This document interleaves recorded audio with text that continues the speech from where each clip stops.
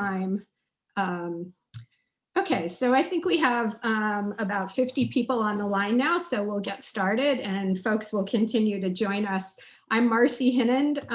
I am the Interim Executive Director here at the Djerassi Resident Artists Program, and absolutely thrilled to have you joining us today. We have several board and staff members here that I'm just going to introduce quickly, and how we're going to proceed today is I will just give an overview of the organization's phased COVID plan and an update for all of you on what we will be doing during this strange time during 2021. And then we'll use the balance of our time to answer your questions and have a conversation as awkwardly as it is using the chat function. And Chris Jones, who is our development assistant, is on the line. There's Chris. Hi, Chris. Thank you for saying hello. And he's going to help with the questions in the chat. Okay, so let me introduce just as I see folks on my screen so you all can know who you're interacting with. This is Tara Fuller, who is our program director. Hello, everyone. Let me just say I'm really excited watching all these people joining. I'm seeing lots of our alumni artists. I'm seeing representatives from foundations, past staff members. So it's great to see everyone. Awesome, thank you. And Dale Djerassi is on the phone today on the Zoom call from San Francisco. Do you want to say good morning, Dale? Yeah, good morning, and thank you, Marcy, for your fantastic leadership of the organization through this, as we all say, unprecedented, challenging time.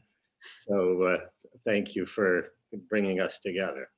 Thanks. And Anna Sadana, our board chair, is here. Good morning, Anna. Do you want to say hello? Thank you, Marcy. Yes, hello and good morning to everyone. And I just want to say how thrilled I am that the community is connecting with us.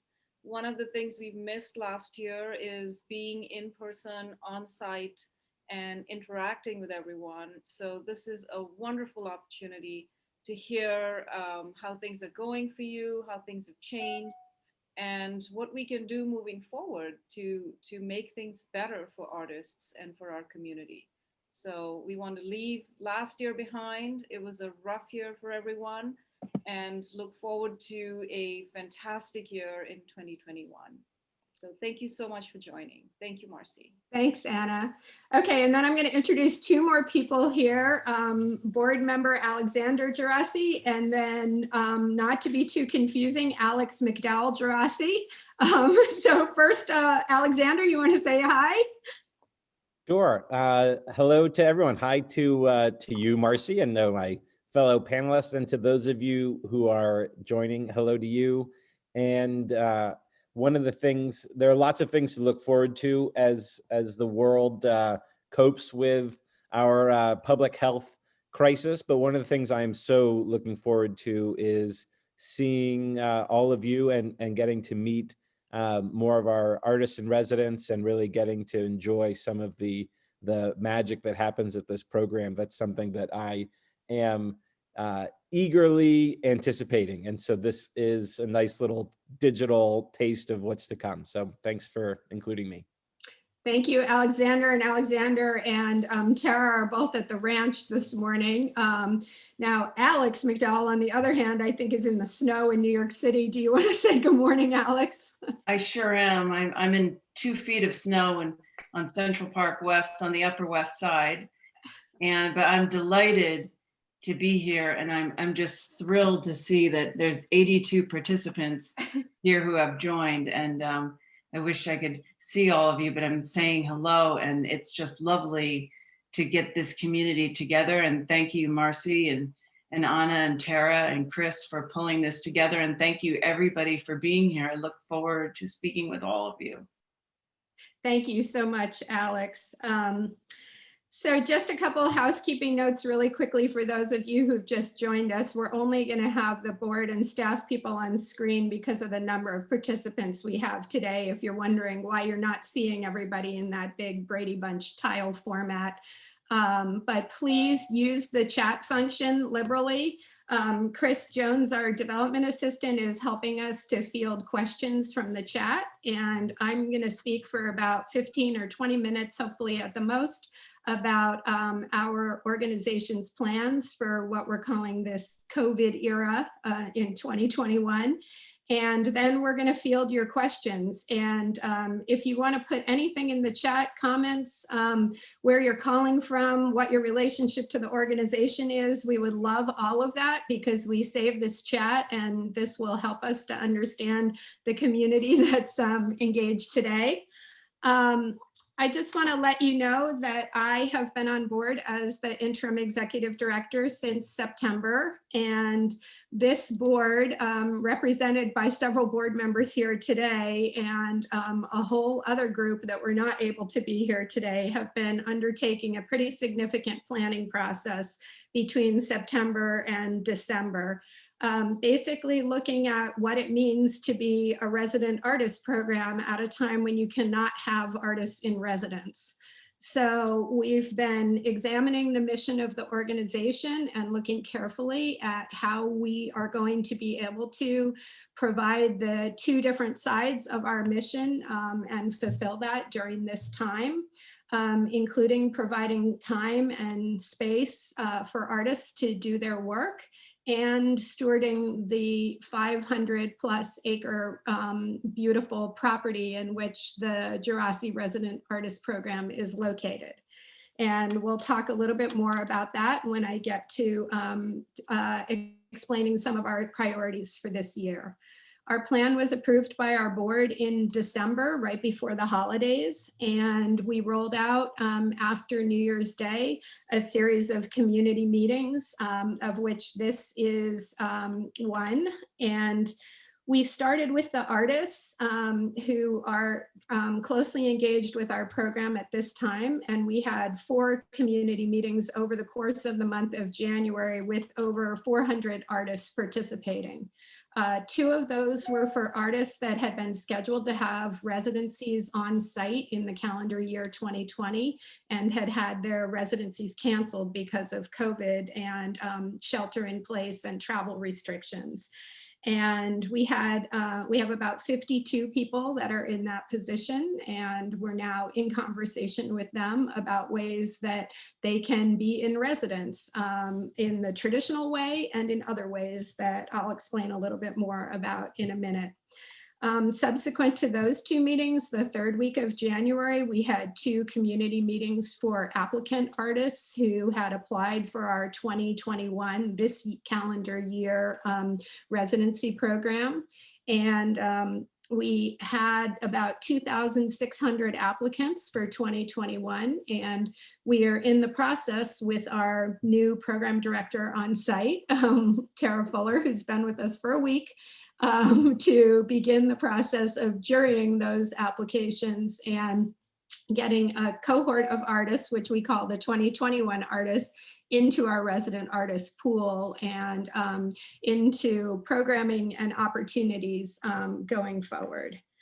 What I wanted to do now is just go over with you a little bit about the phased COVID plan that I mentioned that our board developed and was approved by the board in December.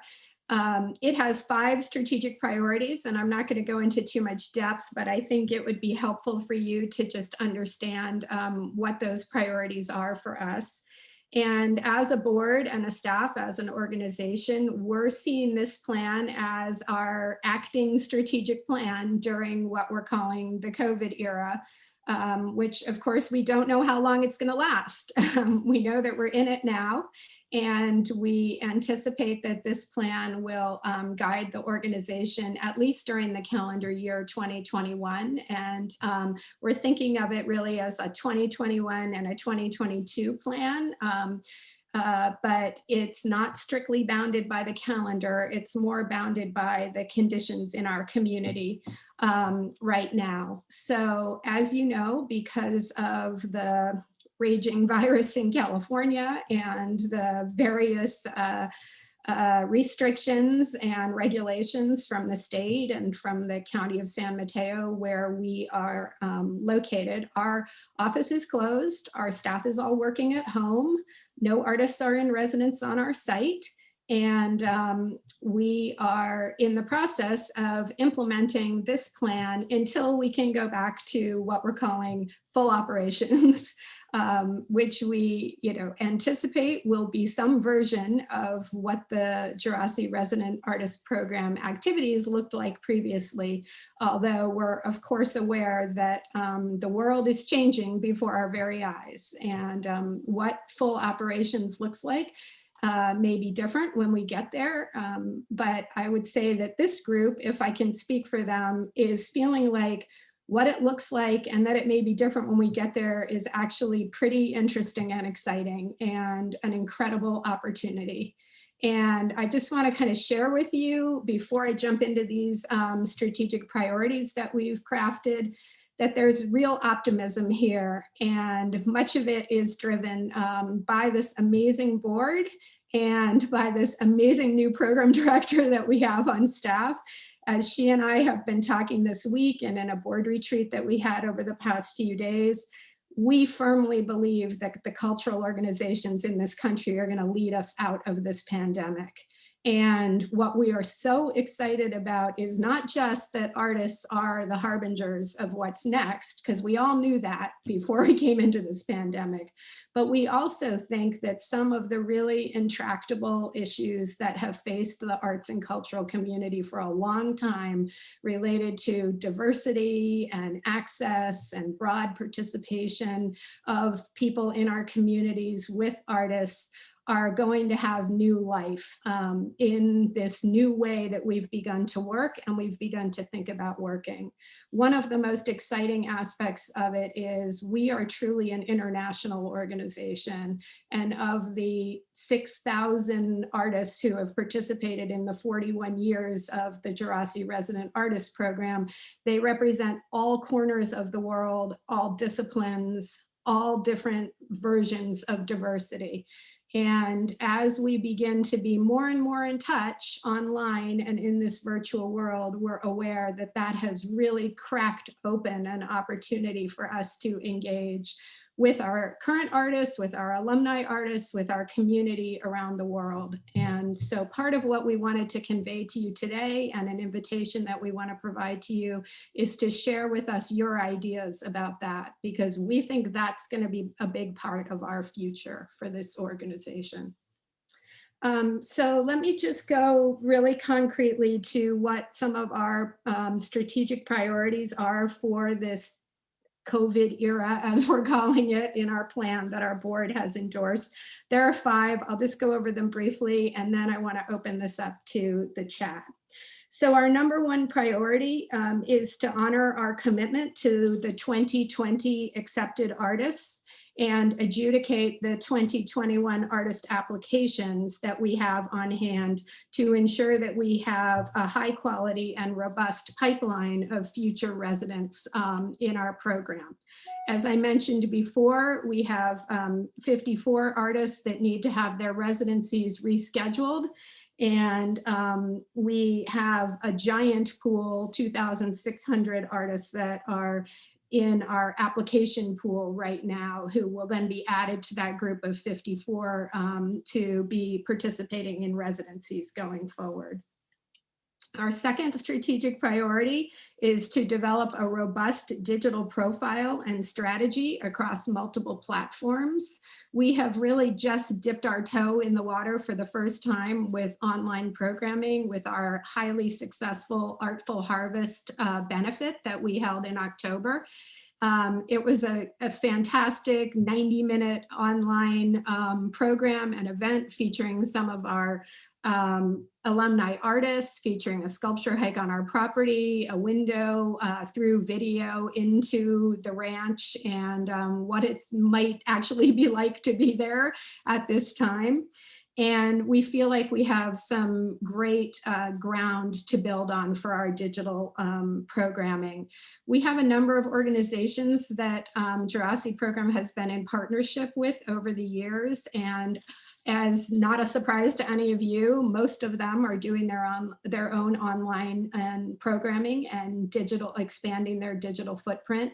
And we feel like there are tremendous opportunities here for us not to reinvent the wheel like every small cultural organization in the country, but to really look at what are some of the things that are working and best practices, and develop some interesting partnerships that will be an opportunity for us to provide a platform for the alumni and current artists that are in our community, and hopefully lend a little bit of our imprimatur to their work and through this digital vehicle. The third strategic priority that we have at this time, and it's something that we've really hit the ground running on in January, is to achieve a specific set of priorities related to our land and the land use side of our mission while fewer artists are on site. And I mentioned already, just a reminder that our mission is really two-pronged, both to provide time and space for artists to do their work and to steward the land on which our organization is housed. This beautiful singular property in the Santa Cruz Mountains, and in a unique and magical, I'll say, environment here in Northern California. We have a committee of our board that's working in the months of January and February in a very limited scope task force kind of way to really identify what our priorities are related to our land and land stewardship. Not surprising to many of you, fire mitigation and the California wildfires are really at the top of our list, as well as some of the other impacts that we're experiencing of climate change. For the first time in our 40-year history this year, in August, we were threatened with evacuation at the property. And we also had a fire come close and visible up on the ridge in the last few weeks. So it's highly unusual that a fire season would begin in January, and highly unusual that we would be under a potential evacuation order. But it is probably not surprising to anyone on this call that this process is moving forward. And so we're thinking very seriously about that, as well as some other interesting and timely ways in which we might focus on land use and priorities of our land, especially during times when we don't have artists on the site, so we can be noisy and do construction and do things like cut new hiking paths and roads and take down trees, things that often are disruptive to the artists when they're on site. So our fourth strategic priority is, when the COVID situation changes, which I'll talk about a little bit more in a second, we want to bring a limited number of artists back on site that reflect our mission and differentiate from our regular residency program. We are thinking of this at this time as limited day use residencies. We do not have a completely fleshed out plan or program for this at this point. Again, we have a new program director who's been on board for a week, so we're giving her a little bit of time to plan this out. But we have a fantastic artist advisory committee of our board comprised of 5 working artists who are helping us to sort of guide the way in which we might think of our residencies differently during this time, and probably with local artists or Bay Area based artists who are already in our community and would be interested and available to use our studios and our residency space in an obviously limited capacity during the time when we're not able to have artists spending the night and traveling from around the country and around the world to our site. The fifth and final strategic priority, something that we're also already working on, is is to build an assessment of the viability of bringing artists back for our regular residency program based on current and evolving criteria to determine when we can do this. We're very much in touch with our partner artist residency programs around the country and value so much their experience in this community and the ways in which they're thinking about and able to bring artists back to their site. It's a lot of changes for them, and it will be a lot of changes for us. And as much as we are learning from the McDowell colonies and Ucross and Headlands and folks near and far about these criteria, we're also keenly aware of what is unique to our organization, being 40 minutes from the highway, up a one-lane windy road, and other characteristics that we have. So that's something that we're taking seriously. Our board is going to be looking at this criteria on an ongoing basis as we go through the year 2021 and possibly 2022 if we need to measure when it's safe to have people back spending the night on the property. And we anticipate, of course, that, you know, as Dr. Fauci has told us, this is not going to be turning the light switch just back on automatically, but this will probably be a gradual process. And we're very excited about the opportunities that we have in the short term to be doing some other work with artists online in a limited capacity on site in our out of door programming, such as our sculpture hikes and other hiking programs and other things that we haven't talked about or haven't even imagined yet.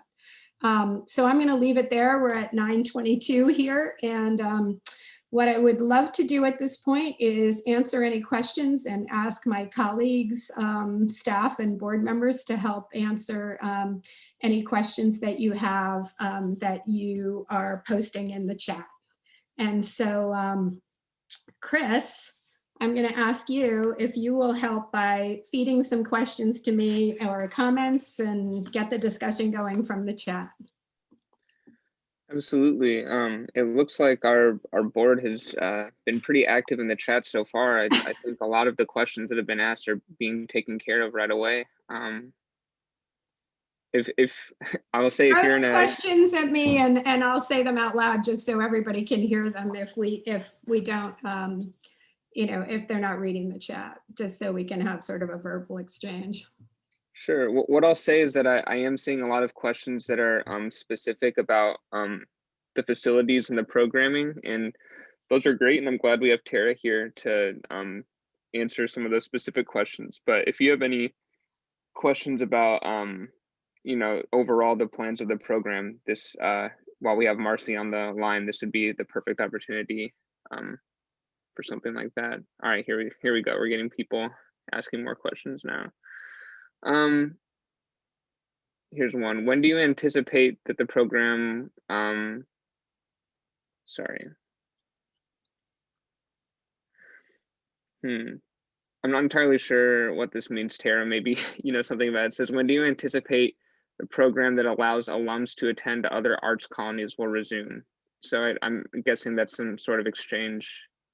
So I'm assuming, right, that they're talking about the international exchanges where we would choose alumni artists to go to residencies in Mexico, Brazil, and I'm assuming, I don't know, Marcy, what do you think about when those would resume? I mean, they're on hold right now. The short answer is, as all of you are aware, there's a lot of international travel restrictions right now, which of course for us impacts both the possibility of artists coming from other countries to be in residence at Djerassi program and our alumni artists going to be in residence at other programs. We don't have specific information about when those international exchanges will start again, but I think it's important for us to know that you're interested in that, and we'll make a note of that and make sure to communicate back to you. I also just saw a question that was coming from one of our partners. we have 17 plus organizations that we've partnered with on workshops, and generally workshops are shorter term opportunities for artists, scientists, et cetera, to be in residence on the ranch when, you know, we're not running what we call our regular residency program. And all of them are very much in our thoughts, and people we're communicating with, and, you know, in the scheme of what we're thinking about as we're moving forward in designing programming.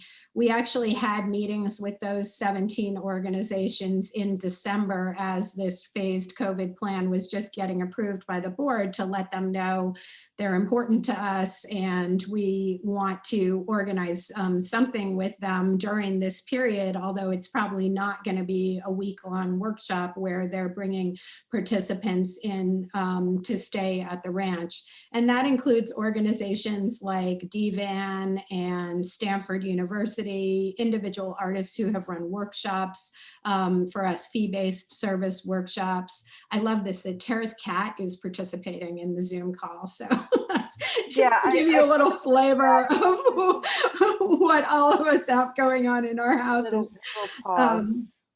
Anyway, so I just saw that one of our partners put into the chat asking, you know, how do we propose ideas for you for things to do during this COVID time when the workshops aren't happening? And that's why I was giving the explanation about workshops.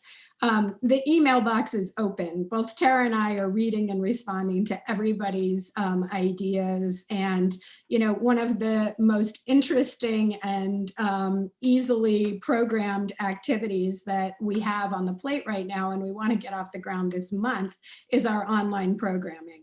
So, you know, if you have opportunities that you want to present to us or ideas along those lines, we're very open to them. So please just be in touch. And we also have a message here from Taylor from Sacatar, who is our partner residency in Brazil. Right. And he is saying that they are hosting 2 of the selected artists for 2020. And they do the 8-week residencies. And of course, this depends on vaccinations and some other COVID related restrictions. But so that's great. Yeah, and that's actually a good point, because that was a question we got from a number of the artists who were on the community meetings related to artists, what our requirements were going to be related to vaccines. And the short answer is we don't have a requirement related to vaccines right now, because we haven't gotten that far down the line of developing what the criteria is for artists being able to come back onto site. But I know that this is a very active conversation going on at some of our colleague artist residency programs. Chris, what other questions do we have coming in? Several people are asking about more details regarding both the digital programming and possibilities for remote residencies. Interesting on remote residencies. I'm just going to say a word and then I'm going to let Tara talk about this. We were made aware of remote residencies and people's interest in remote residencies by the artists who participated in our meetings in January. And everyone who you're seeing on this call today was so interested that, you know, this rose up from our artist community, because we were assuming that people were interested in coming to the program and being in a more traditional mode in community with each other on site, staying overnight at the ranch exclusively. And when we started talking to the artists who had had their residencies canceled in 2020 and the applicants for 2021, we actually got a lot of encouragement to consider the idea of remote residencies. So Tara, why don't you say a little bit about what we're thinking of at this point? Right. So there are a lot of opportunities for remote residencies, and we are just looking right now at how we could get that started and what kind of a schedule. I believe what we would be really doing at first is talking to the artists we've already accepted in the 2020 season and who have been postponed. And we would see which residents or which artists would really be interested in that. You know, it may not be a fit for everyone, but we're confident that it would, a lot of artists are interested in participating in it. And so we're working with the Artist Advisory Committee really to start looking at how we would actually implement that. And we should be able to, I'm feeling very positive about it, that it's something we could start rolling out. So, Yeah, very soon, you know, maybe in the next month or two, but yeah, and one of the things that Tara shared with me that I hadn't been aware of, I mean, there are several organizations around the country that are doing this, so we have some great models to learn from. Tara shared with me that she had been at a Res Artistes International Artist Residency Program conference a few years ago, way before COVID, when they talked about best practices for remote residencies. And one of the things that was super cool is that they talked about, the real core of a successful artist residency experience for many of the people that they had surveyed was being in community with other artists. And then they had some ways in which they advised that artist residency programs doing online or remote residencies could bring people into community, around food, around sharing their work, around having informal time, on a daily basis, even if you weren't in person. So Tara's keeping track of some of those best practices. And I'm just going to share this. Anna, you let me know if you want to build on this, but we have the awesome opportunity that the Bloomberg Foundation gave us a grant to support something that would be a way to work with our 2020 canceled artists. And we're thinking of using those funds to pilot a remote residency, as well as at the encouragement of Bloomberg Philanthropies using their gift to put a challenge out to ask other funders to match that for us. So we're completely convinced that this pilot is, we're going to learn from it, but it's going to be successful. We're going to want to do this more than once, which is what we're funded for at this point. So Anna, do you want to say anything about that? I think the only thing I would say is that this is a new opportunity for us and a new way of looking at how we support artists in the community. So I think we only want to work on this and look at it even more deeply and see how we can make this part of our programs ongoing and see if we can get further funding for this. Another item I'm seeing in the chat is from Francis Phillips, Walter and Elise Haas Fund, which says, might artists be engaged in your land use work that is underway now? I'm thinking of the opportunity to work with artists who specialize in work about climate change and the environment. And that's another, so while we have artists, we have land use projects. I think there is so much possibility here that we can certainly do projects on all those fronts and see if we can support them. So let me talk a little bit about what we've begun to think about in terms of the artists and land use, because it's pretty cool what's already on the table.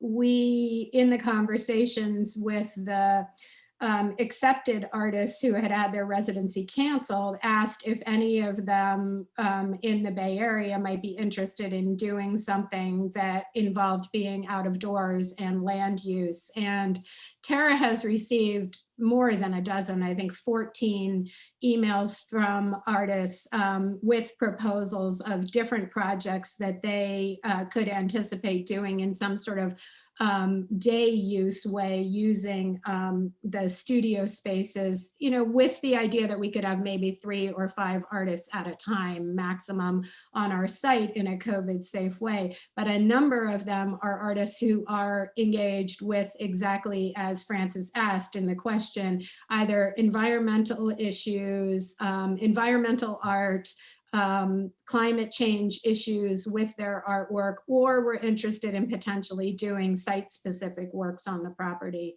So when our Artist Advisory Committee meets later this week, we're going to be talking about those specific ideas, because these are artists that have already been accepted and are already like ready to go at the organization. But we've also talked about, because we know that there are opportunities out there that other organizations are taking advantage of, and we are uniquely positioned to do this because of having this vast acreage and this incredible site, to commission artists to do work out of doors. So site-specific work. I'll just mention one, because Andrew Nguyen, who is our environmental stewardship coordinator, brought this to our attention, our land use committee. Interlochen, that many of you know, was doing a land regeneration project with a pine forest that they have on their property. So similar to us, working on some of the land stewardship issues. And then they invited 3 artists to do various commissions that were interpretive of that work. So a visual artist, a film artist, and a sound artist all did pieces that somehow reflected upon, interacted with, or took up themes that were related to this land regeneration work that was happening at Interlochen. So Tara, do you want to say anything about that, other than that, you know, we're thinking about this? We're getting questions also about the remote residencies, and you know, we are aware that there are other residencies that are doing this, and such as Hedgebrook and McDowell and ACE projects in Argentina. And so I really feel like we're ready to get started on this, but we also want to make sure that we do it right, and that we do it in a way that really is beneficial and really creates community for the artists that are involved. So yeah, we're definitely paying attention, and we're getting lots of suggestions from you all. And actually, I've gotten a bunch of emails about it just since this started from you all. So Okay, thank you for the ideas. let's get Anna here, and then I'm going to try and get Dale, Alexander, Alex, get your voice on the room here. Anna.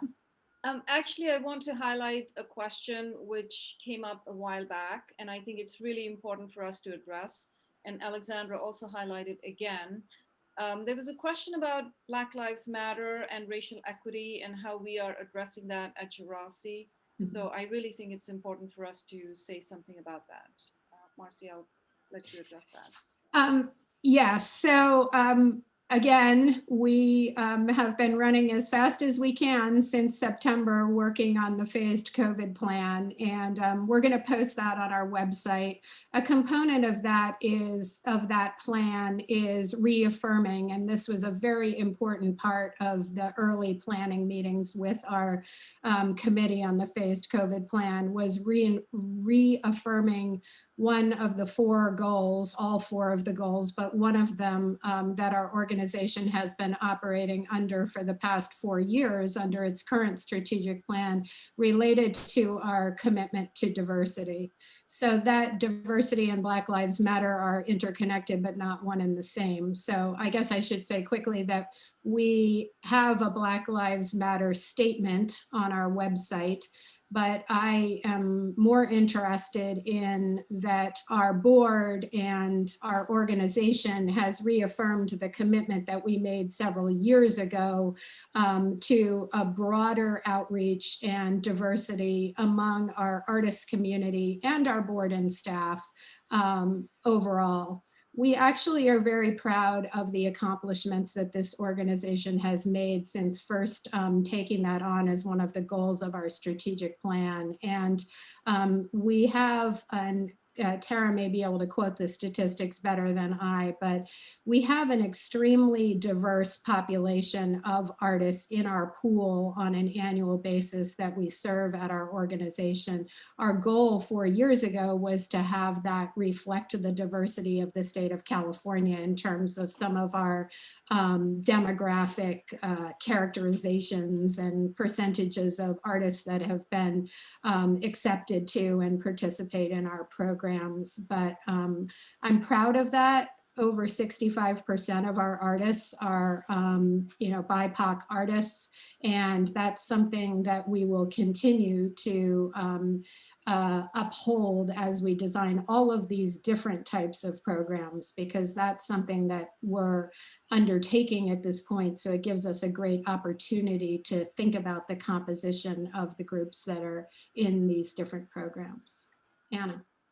I just want to wrap this wonderful messaging, Marcy, from you into a little more context and say that I don't think Djerassi has ever not been diverse or, not had an eye to make sure that we are fair and equitable, racially, culturally, gender, all those aspects. And we've really welcomed and included anyone and everyone as an artist or a scientist in our programs. And that's really our focus in the past. And we continue to do that in the future.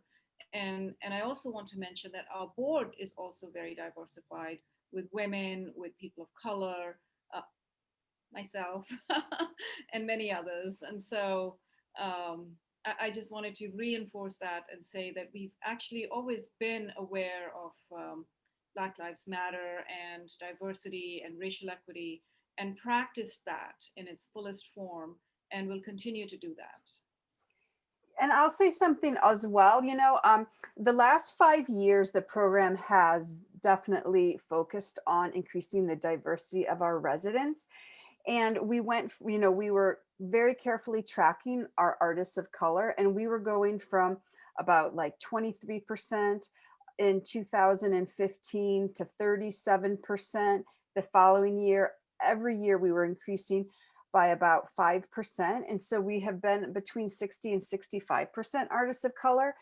And as Mona Washington said in the chat, that she really enjoyed meeting other artists of color during her residency. And we really believe that when artists are very different from each other in age, geography, gender, race, all of these things, that it creates a much richer experience and really broadens one's view of art making as well. And so this has definitely been a goal and something that we have to continue to work on.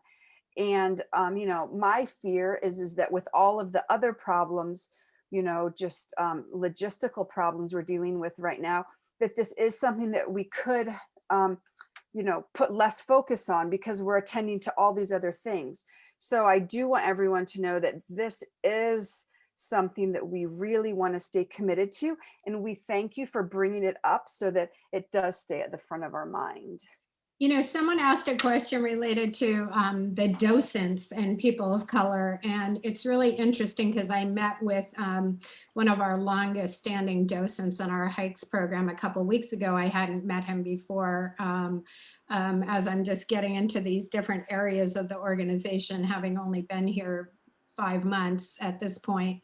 And I put that to him, the docent program is an area where there's been, volunteers from the community. Many of them are retired people, and it hasn't had a large amount of diversity. And one of the things that he and I talked about is that the docent program may be an opportunity for us to get young people like college students involved with the organization who aren't necessarily in the arts fields exclusively, but also in, like Andrew Nguyen, who's our environmental stewardship coordinator from the environmental field. So that's something that he and I are actively in discussion about, Andrew and this docent and I, because we both want to change up the age diversity, and we want to think about the overall diversity. I am very focused on diversity as it relates to the board and the staff, because that's more my purview. And Tara, just spoke to the artist pool. We have an opportunity, because this organization has had some transition over the last year, to increase our diversity in both our board and and our staff. And, we anticipate that as things begin to be more online, we will probably be adding a couple people, at least part-time, to our staff. Of course, we only have 8 people. So, we can't, as major institutions with 75 or 150 or 300 people, make significant changes to diversity when positions are not open or not in those numbers.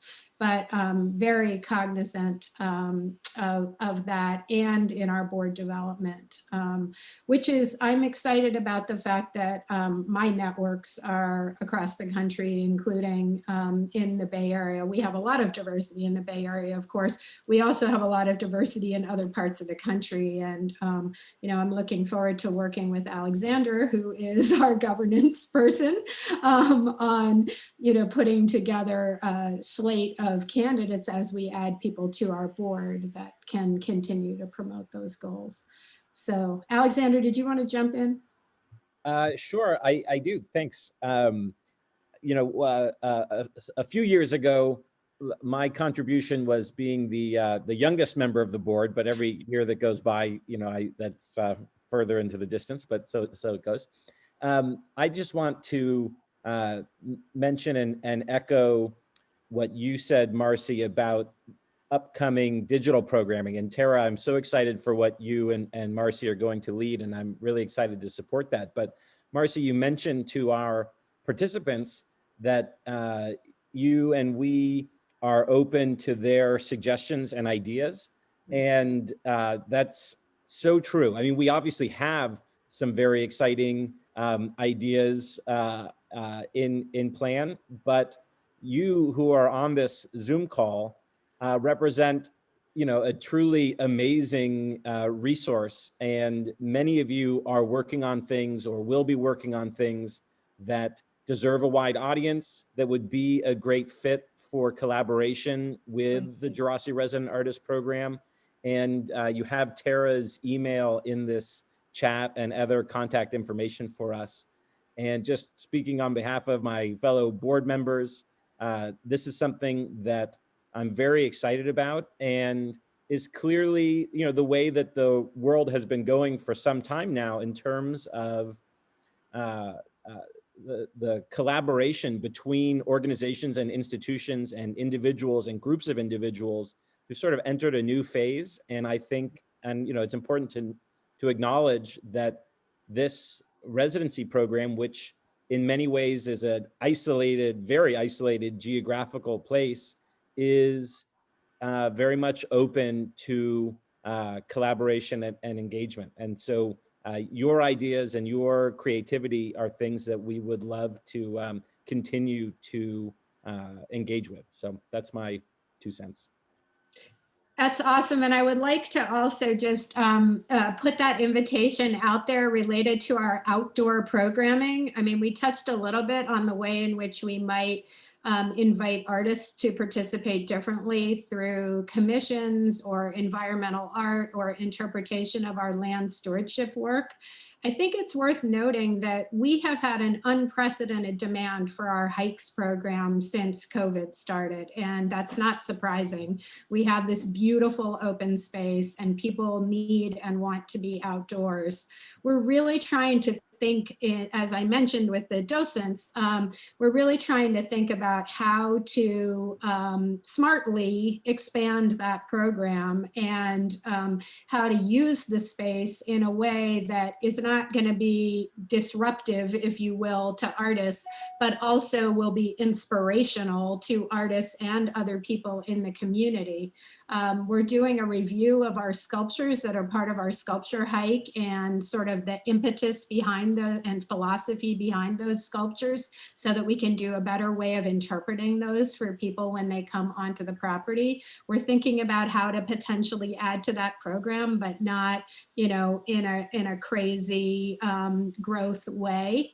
And we're also thinking about, what are ways in which we can invite people onto the property that's safe during COVID.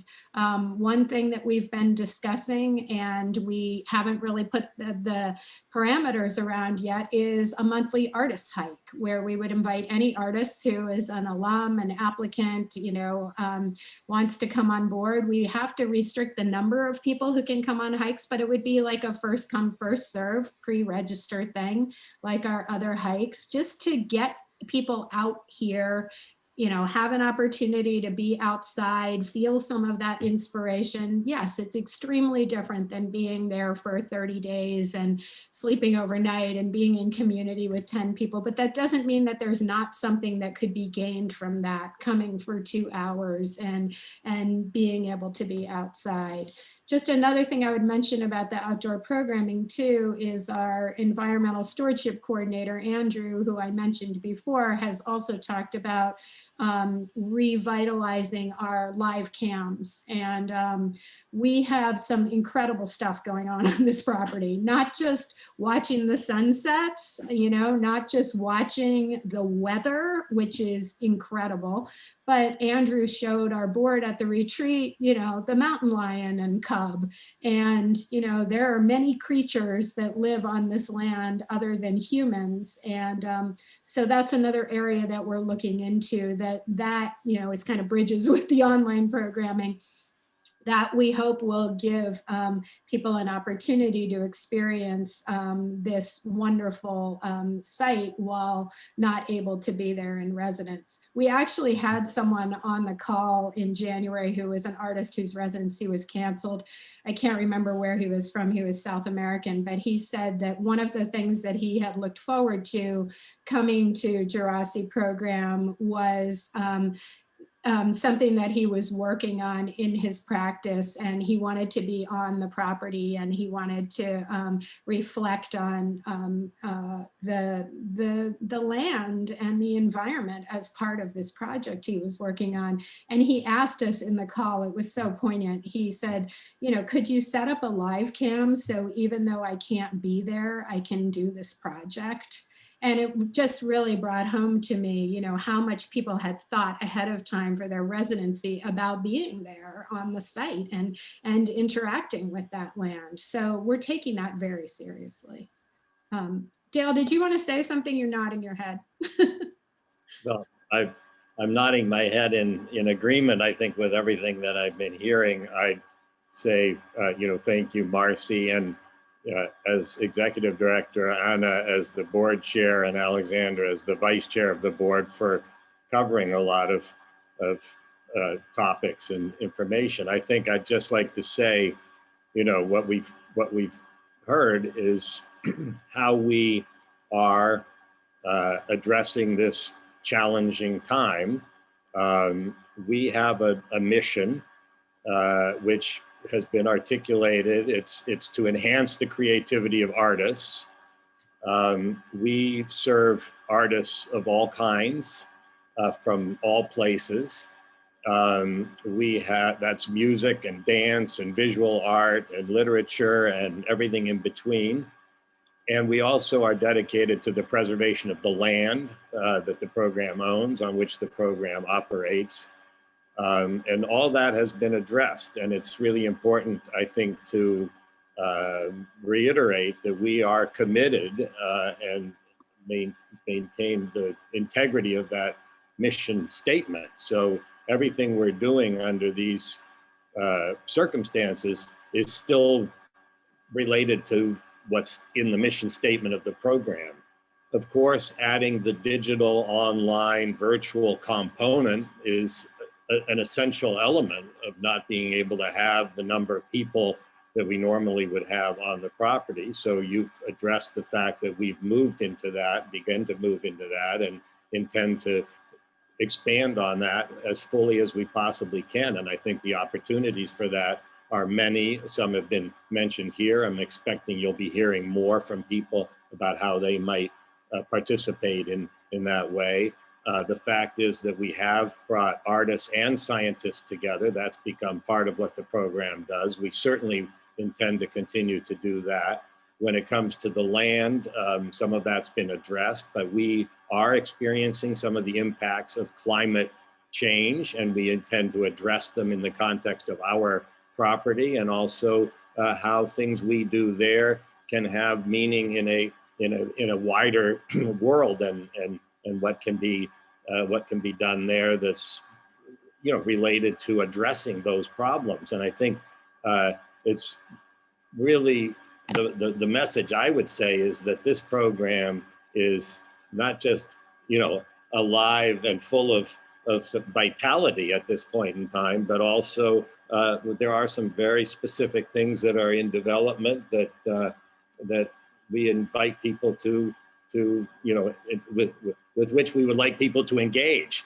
And so I think That's right. that's the message. You have a lot of comments and questions from people here. I trust that you and the people you have working with you, Marcy, will figure out a way to either specifically respond to individuals or post something somewhere that's more readily available response to everybody's questions, because they are there, and we want to keep people informed about how we are moving forward with this strategic plan that you led us, the development of which you led, and which we are now implementing.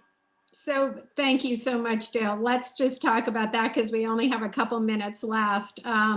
We are going to be posting the phased COVID plan on our website, and we'll post a link to this webinar for anyone who wasn't able to participate. We have followed up with the artists who participated in the 4 previous community meetings about specific questions that came up that we thought were of general interest, sort of frequently asked questions. And we'll do the same thing with this group. We'll respond to everyone who was invited to this webinar with the frequently asked questions that we'll pull both from the conversation and from the chat. But I think, we can never answer everyone's question in this kind of format. And I hope that we have expressed what was really our goal, to let you know that we're open. Our email boxes are open. Be in touch with us about your thoughts, your ideas, your questions. Tara and I and the rest of the staff are available and will be responsive. We like to pride ourselves on that. And I'm going to let Anna close us out, but I just want to say— Just before you do, Anna, I just do want to personally also welcome Tara, because you've mentioned how she's really only been on the job as program director for a week now or so, but she has had a past experience with this program and has been a valuable member of the staff of this program in the past, and then went to the Yerba Buena Center for the Arts and has rejoined this program. So I think that this programming is in very good hands now with you and Tara and the rest of the staff. So thank you, yes, welcome, Dale, Tara. Thank you, Dale. And just, being on this call is so great because we have so many alumni artists who I know because I was here previously. And thank goodness that I was here previously, because I would be very overwhelmed, because we work with so many brilliant people and we are getting so many dozens and dozens of great ideas. So thank you to everyone. Anna, do you want to say a few words and then we'll close?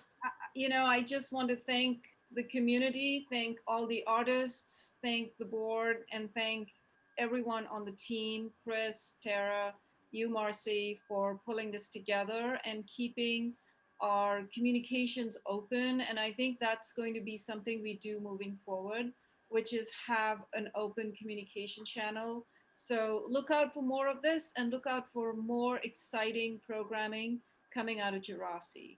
Thank you, everyone. We're going to say goodbye now. We really appreciate your time. Thank you. Thank you. Thanks, Marcy.